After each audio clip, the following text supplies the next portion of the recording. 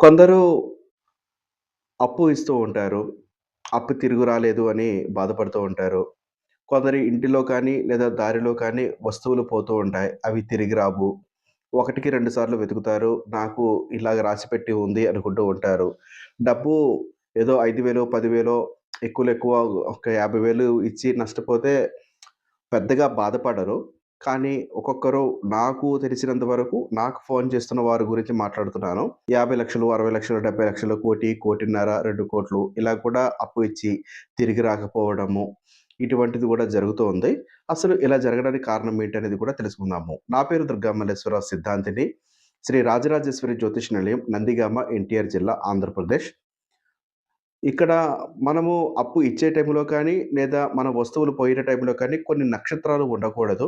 అట్టి నక్షత్రములు ఉన్న క్షణములో మనము డబ్బులు ఇస్తే తిరిగి రాకపోవడం అనేది జరుగుతుంది. లేదా స్పష్టమైనటువంటి పలానా అప్పుడు ఇస్తాము అని చెప్పేది కూడా ఉండకపోవచ్చు. ఈ నక్షత్రం కారణం చేతనే మీకు డబ్బు తిరిగి రావడం లేదు అని చెప్పడం కొంచెం కష్టం అయినప్పటికీ కూడా సహజంగా ఈ నక్షత్రాలలో ఇలా జరగడానికి ఎక్కువ శాతం అవకాశం ఉంటుంది.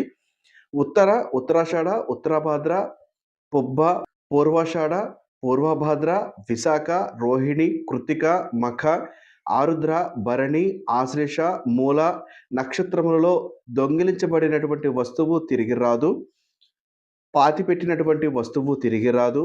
అప్పు ఇచ్చినటువంటి డబ్బు తిరిగి రాకపోవడం అనేది చాలామంది చూసే ఉంటారు. ఇప్పుడు ఈ వీడియో చూస్తున్న వారు ఈ నక్షత్రంలో గనక డబ్బు ఇచ్చినా, అయితే మీ వస్తువు పోయినా కొందరు ఆహ్, ఇంటిలో ధనము దాచిపెట్టుకుంటూ ఉంటారు. ఆ ధనము కూడా కనపడకుండా పోతూ ఉంటుంది. లేదా చెదలు తిరివేయడము, లేకపోతే ఏదో రకంగా అది వృధా అయిపోవడం లాంటిది కూడా చూస్తూ ఉంటారు కదా! ఈ నక్షత్రాలు పెట్టి ఉండి, మీ డబ్బు లేదా వస్తువులు పోయి ఉంటే, మీ డబ్బు తిరిగి రాకుండా ఉంటే ఒకసారి కామెంట్ చేయండి.